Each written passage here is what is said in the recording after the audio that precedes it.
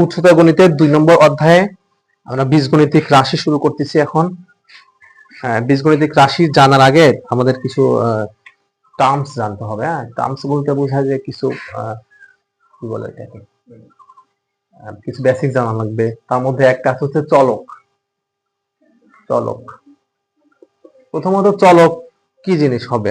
চলক হবে হচ্ছে কোন একটা রাশির সাথে, কোন একটা রাশির সাথে যেটা অজানা রাশি থাকে, কিছু রাশির সাথে কিছু অজানা রাশি থাকে।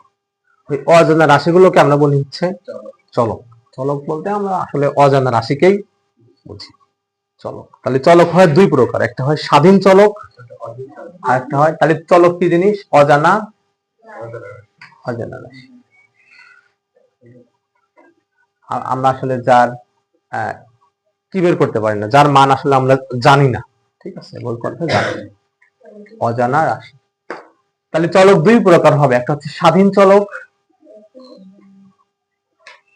স্বাধীন চলক, আর একটা হচ্ছে অধীন চলক, অধীন বা অধীন চলক। এখন স্বাধীন চলক বলবো কি, আমরা সাধারণত এক্স কে স্বাধীন চলক বলা হয়, কারণ এক্স এর মান আমরা যা ইচ্ছা তাই ধরে নিতে পারি, ধরে অঙ্কগুলো করতে পারি। সাধারণত এক্স কে বলা হয় স্বাধীন চলক। আর অধীন চলক কোনটা? ধরো ওয়াই, ওয়াই বা আরো জেড যা কিছু হতে পারে, ওইগুলোকে আমরা বলবো হচ্ছে অধীন চলক।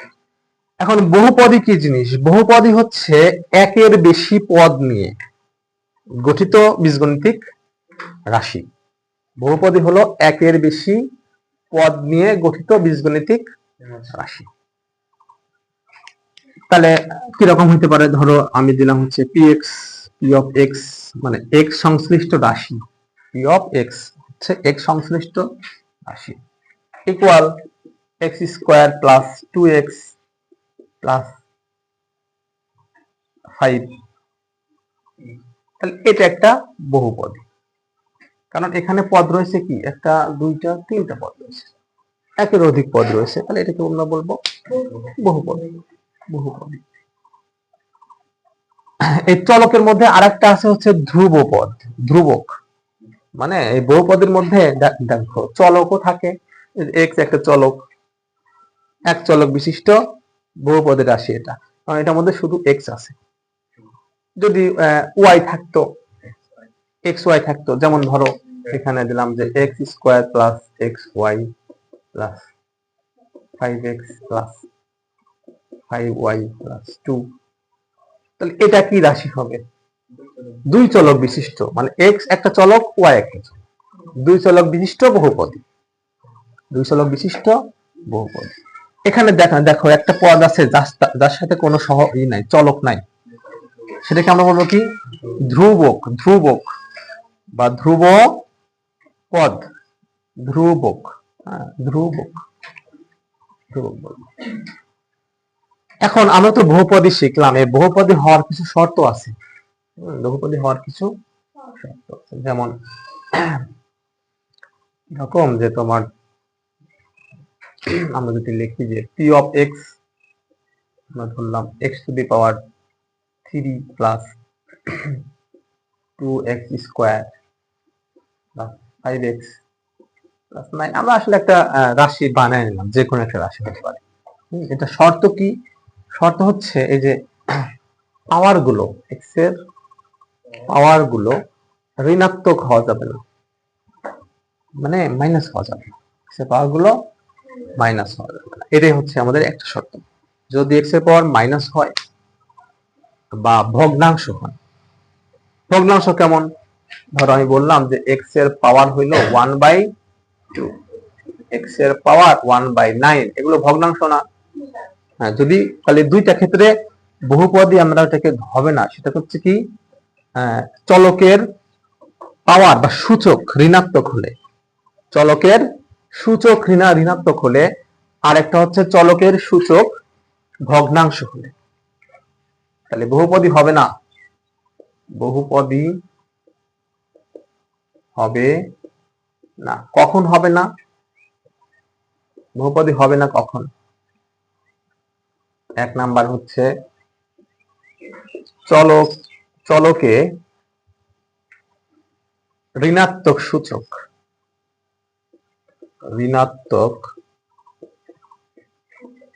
সূচক থাকলে, আরেকটা কি যে 2 নম্বর হচ্ছে চলকে ভগ্নাংশ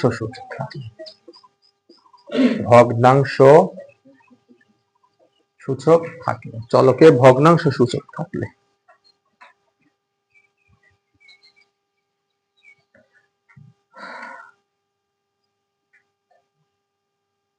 এই দুই ক্ষেত্রে আমরা বহুপদী হবে না আমরা বলতে পারি।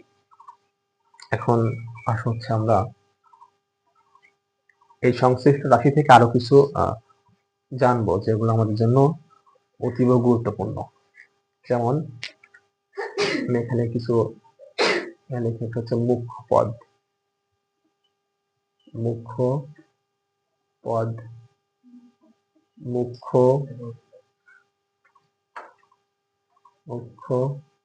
সহগ, মুখ্য সহগ, এটা কি হবে? এই দুইটা জিনিস হবে। প্রথমত মুখ্য পদ জিনিসটা কি? কোন একটা বহুপদীতে সর্বোচ্চ ঘাত বা সর্বোচ্চ সূচক বিশিষ্ট পদকে বলা হবে মুখ্য পদ। তাহলে এই সমীকরণ এই বহুপদীতে মুখ্য পদ কোনটা? x⁵। এখন এই মুখ্য পদের সামনে যেটা আছে সেটাকে বলে কি? মুখ্য সহগ। তাহলে এখানে মুখ্য সহগ কত আছে? 1। বুঝা গেল? মুখ্য পদটা তাহলে কি হবে? কোন একটা বহুপদীতে সর্বোচ্চ ঘাত বিশিষ্ট পদকেই বলা হবে মুখ্য পদ।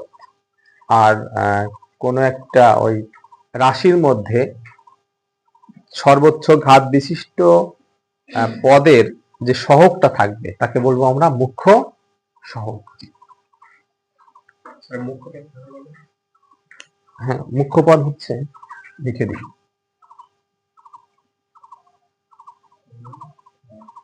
তাহলে মুখ্য পদ হলো বহুপদীর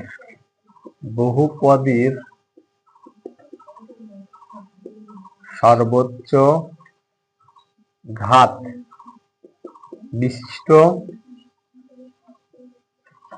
পদ। বহুপদীর সর্বোচ্চ ঘাত বিশিষ্ট পদ হচ্ছে মুখ্য পদ। আর মুখ্য সহগ কি? মুখ্য সহগ হলো মুখ্য পদের সহগই কি? মুখ্য সহগ। মুখ্য পদের সহগ, মুখ্য পদের সহগই হবে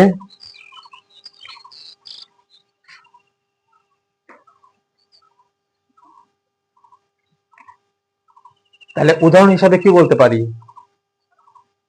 এই সমীকরণ, এই বহুপদীর মুখ্য পদ কোনটা হবে? মুখ্য পদ হবে হচ্ছে এই সাইডে লিখে দিই, x⁵।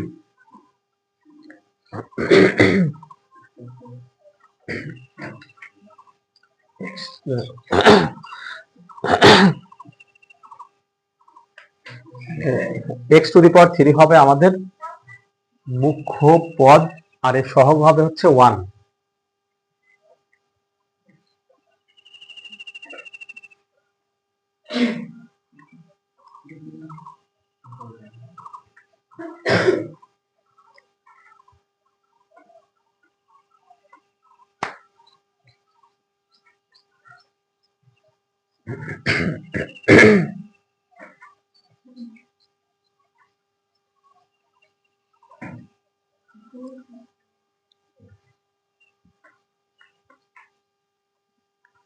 দেখো তোমাদের বইয়ের 40 পেজে একটা বক্স দেওয়া আছে, বক্সের মধ্যে অনেকগুলো কাজ আছে।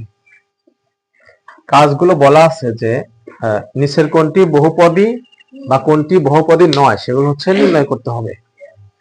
তাহলে আমরা ওই যে প্রথমে যে দুইটা শর্ত বলছিলাম যে কোনটি বহুপদী হবে কোনটি বহুপদী হবে না, সেই শর্তের আলোকে ওইটা বাছাই করতে হবে। আচ্ছা, তাহলে ওইটা তোমাদের কাজ থাকবে, ওইটা তোমাদের কাজ থাকবে। এখানে ক নম্বরে পুরাটা 10টা কাজ আছে, 10টা তো না 12টা কাজ আছে, এই 12টাই তোমাদের কাজ থাকবে যে বাছাই করবে, শুধুমাত্র না অঙ্ক করতে হবে না, শুধু বাছাই করতে হবে যে এটি আসলে বহুপদী কি না। এরপরে খ নম্বর বলা আছে নিচের বহুপদী গুলোকে চলকের সংখ্যা ও মাত্রা নির্ণয় করো। ও আরেকটা জিনিস আমরা ভুলে গেছি, একটা বহুপদীর মাত্রা কত হবে, মাত্রা, বহুপদীর মাত্রা এখানে আমি লিখে দিই, মাত্রা, একটা বহুপদীর মাত্রা হবে হচ্ছে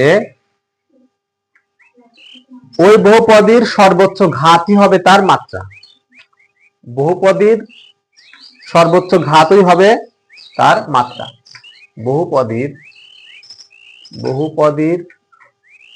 সর্বোচ্চ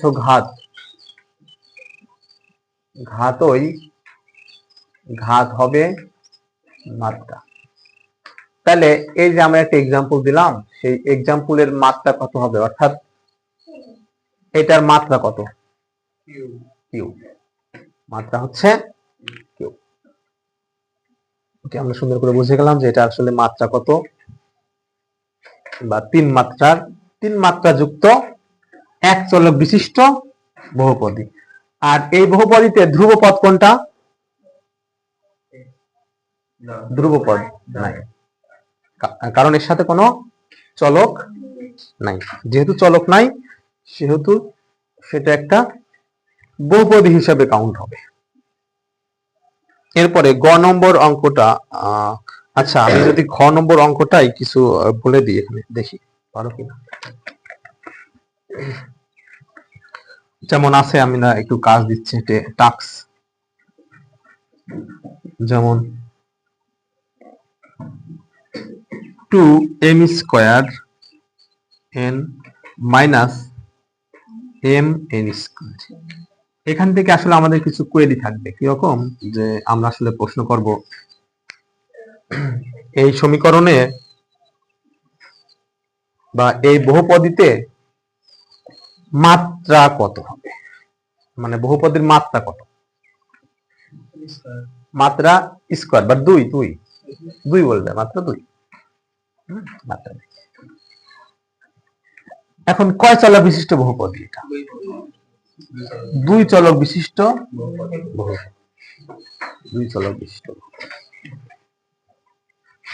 তাহলে বলছে চলকের সংখ্যা ও মাত্রা নির্ণয় করো, এটাই কাজ। তাহলে কয় চলক বিশিষ্ট, এটা দুই চলক বিশিষ্ট বহুপদী এবং এর মাত্রা হচ্ছে 2। তাহলে তো কাজ শেষ। তাহলে কি বলবো আমরা, এটা তুলে এখানে লিখবো হচ্ছে মাত্রা দুই চলক হচ্ছে m আর কি n। এরপরে আরেকটা আছে 3a plus 2b, 3a plus 2b। এখানে কোনো মাত্রা কিন্তু মনে হচ্ছে কোনো পাওয়ার নাই, কিছু নাই মানে কি 1 আছে না, কিছু নাই মানে 1 আছে। তাহলে এই বহুপদীতে মাত্রা কত, 1। চলক কয়টা আছে, দুইটা চলক, একটা a আর একটা b। তাহলে মাত্রা 1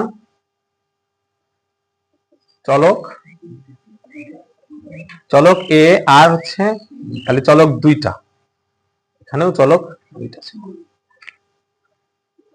এখানে কিন্তু কোনো ধ্রুবপদ নাই, মানে চলকবিহীন কোনো রাশি নেই।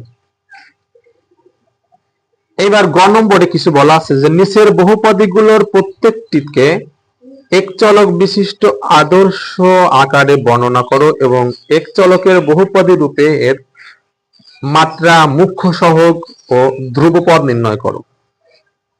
ওয়াই চলকের বহুপদীর আদর্শ আকারে বর্ণনা করো এবং ওয়াই চলকের বহুপদীগুলোর এর মাত্রা, সহগ ইত্যাদি ধ্রুবপদ নির্ণয় করো। তাহলে আমরা এখানে এক চলকের বহুপদীতে মাত্রা দেখবো কত আছে, ধ্রুবপদ কত আছে, ওয়াই চলকের মাত্রা কত, ধ্রুবপদ কত, আমরা এগুলো আসলে বের করতে পারবো। হ্যাঁ, তাহলে এগুলো তোমার কাজ থাকবে মোটামুটি। এরপরে ঘ নম্বরটা বলা আছে যদি px সমান, এটা আসলে খুব ইজি একটা ম্যাথ, আমরা আসলে একটু দেখাই কিরকম বলা আছে যে যদি px equal to 2x x cube sorry x squared plus 3 হয় তবে p of 5 বা p of 6 এবং আরেকটা আছে p of 1/2 নির্ণয় করো। এটা আসলে আমরা খুব সহজে নির্ণয় করতে পারবো। কি করবো যে x এর জায়গায় আমরা ওই 5 বসাবো একবার, তাহলে আমি একটা করে দিই 2 into 5 স্কয়ার প্লাস 3, এখানে আসলে 25 50 53, বাকিগুলো তোমরা ইজিলি করতে পারবে। এগুলো আসলে করে টাইম নষ্ট করা মানে হয় না। এখন বহুপদীর গুণফল ও ভাগফল, এখন আমরা বহুপদীকে গুণফল বা ভাগফল আকারে আমরা লিখতে পারবো। কি রকম? ধরো গুণ, যদি প্রথমে গুণ বলি,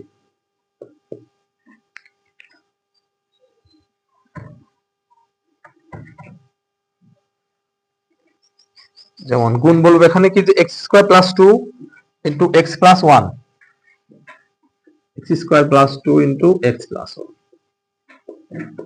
এটা আসলে আমরা গুণ করতে পারি। দুইটা বহুপদী আছে না, এই একটা বহুপদী এই একটা বহুপদী, দুইটা বহুপদের গুণফল বের করো। তাহলে কি করতে তুমি x স্কয়ার দিয়ে সবাইকে গুণ করতে, x cube plus x square plus 2x plus 2, তাহলে আর কিছু করা যায় না, ঠিক আছে না? এখন এই নতুন যে বহুপদীটা পাইলাম এর মাত্রা কত? 3। মুখ্য পদ কত? 2। মুখ্য পদ 2 কিভাবে হয়? মুখ্য পদ হচ্ছে আমাদের প্রথমটা, সর্বোচ্চ ঘাতযুক্ত পদকে বলা হয় মুখ্য পদ। মুখ্য সহগ কত? মুখ্য পদের সামনে যেটা আছে সেটা 1, আর ধ্রুব পদ কত? এই যে এটাকে আমরা বলবো হচ্ছে ধ্রুব পদ। আমরা আসলে পারলাম। ওকে, বহুপদী যার মাত্রা হচ্ছে 2 প্লাস 1, হ্যাঁ 3, এবং মুখ্য সহগ হবে হচ্ছে 1। আচ্ছা 1 আর হ্যাঁ ঠিক আছে। পরেরটা উদাহরণ 3 দেখো আছে, x square plus 1 into x minus 6 কে 2x কিউব প্লাস 3 দ্বারা ভাগ করলে ভাগফল কত হবে? ভাগফল কত হবে? এখন আমাদের ভাজক শিখতে হবে।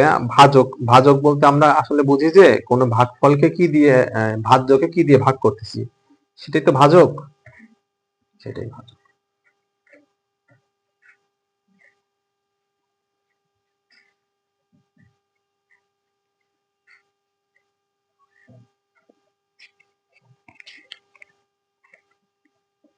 আচ্ছা এইগুলোতে আমরা আসবো আস্তে আস্তে।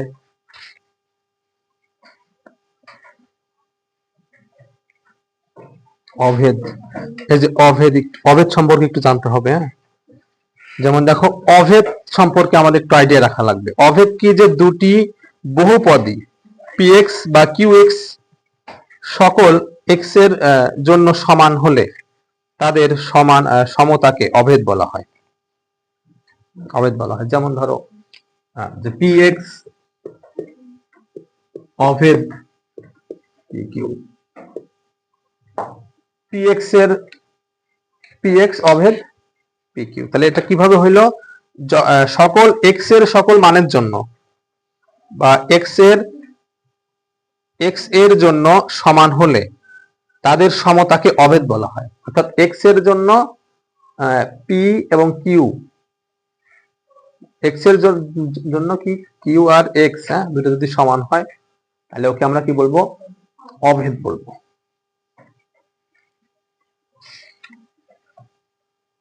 অভেদকে কি চলে যে প্রকাশ করে? তিনটা দাগ, হ্যাঁ মাঝখানে 3টা দাগ অভেদকে প্রকাশ করে। যেমন আমি এখানে একটা ভাগ করে দেখাই তোমাকে,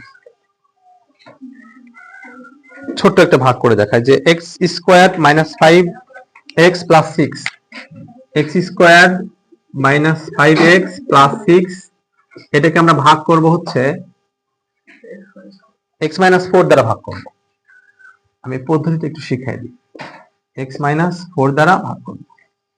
প্রথমে করবে কি, এখানে যে x এর মাত্রা আর এই মাত্রা মিল করবে। তাহলে x এর সাথে কি দিয়ে গুণ করলে x² হয়? x দিয়ে গুণ করলে x² হয়, তাই না? সেই x টাকে আমরা কোথায় লিখবো? এই যে ভাগফলের কাছে লিখবো। তাহলে এই x দিয়ে গুণ করলে x² হবে নি? প্রথমটা তো মিলে গেল, প্রথমটা মিললেই হবে। তাহলে আমরা x দিয়ে এটাকে গুণ করি, তাহলে কি পাবো? না x² - 4x। এর একটু বিয়োগ করতে থাকি। বিয়োগ করার ভাগ মানে কি? বিয়োগ করতে হয় না? এখানে হচ্ছে মাইনাস, এখানে হচ্ছে প্লাস। দেখো এটা কেটে যায়, মানে বিয়োগ হয়ে যায়। আর এখানে থাকে কি? -5। তাহলে এখানে কি থাকবে বলো? -x + 6। আমরা এখন কি করতে পারি বলো তো দেখি? এটার সাথে এটা সমান করো, ম্যাচ করো। তাহলে এইখানে কি বসাইলে পরে এখানে -1 হবে? মানে কি দিয়ে গুণ করলে? x এর সাথে কি দিয়ে গুণ করলে -x হবে? -1 -1 দিয়ে গুণ করলাম। -1 দিয়ে একে গুণ করলে কত হবে? -x + 4। তাহলে এখন চিহ্ন চেঞ্জ হবে, x x ক্যান্সেল হয়ে যায়, আর এখানে থাকবে কি? যে প্লাস। এটাই কি আমাদের ভাগশেষ না? এটাই আমাদের ভাগশেষ। তাহলে কত ভাগশেষ?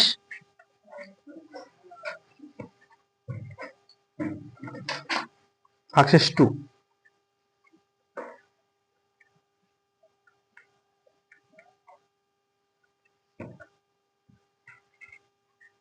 ভাগশেষ 2। এখন এই ম্যাথটা দাঁড়াও, একটু দাঁড়াও। এই ম্যাথটা আমরা অন্যভাবে করেও সমাধান করতে পারতাম। কিভাবে? ধরো আমি যদি একটু মুছে দিই, এটাকে আমরা ধরলাম, ধরো px কে ধরলাম এইটা জিনিসটা x² - 5x + 6। হ্যাঁ, 6। এটাকে আমরা ভাগ করতেছি কি দিয়ে? কি দিয়ে ভাগ করতেছি? x - 4। x - 4। তাহলে x - 4 এই রাশির একটা উৎপাদক তো। তাহলে x এর মান আমরা কত ধরছি? x এর মান ধরছি কত বলো দেখি? x এর মান ধরছি কত? 4 ধরছি, 4। তুমি যদি বুঝতে না পারো তাহলে কি করবে? এটা সমান 0 ধরবে, এটা সমান 0 ধরবে। তাহলে x - 4 সমান 0 হলে পরে x এর মান কত হয়? 4 না? এই 4 এইখানে বসায় দাও, কত হয়? 4 বসায় দাও। তাহলে এখানে 4² - 5 × 4 + 6। দেখো তো, 4 4 16 -20 + 6। তাহলে 6 6 এটা 22 - 20। তাহলে এখানে কি আসলো? 2 আসলো না? মানে এটাও কিন্তু ভাগশেষ। হ্যাঁ, এখানে কিন্তু ভাগশেষ নিয়ে আসা যায়। সেই জন্য এই রাশিটাকে বলা হয় ভাগশেষ উপপাদ্য, না কি যেন বলে? ভাগশেষ বের করা যায় এভাবে। কি বসে? যে আমরা ওই বসাবো একটা ভাজক বসে আমরা ভাগশেষ আনতে পারি। কি দিয়ে? এই ফরম্যাট দিয়ে। বুঝতে পারলে? আমরা আসলে এই ফরম্যাটটাই শিখবো বেশি, এটা আসলে আমরা করব না। ওকে।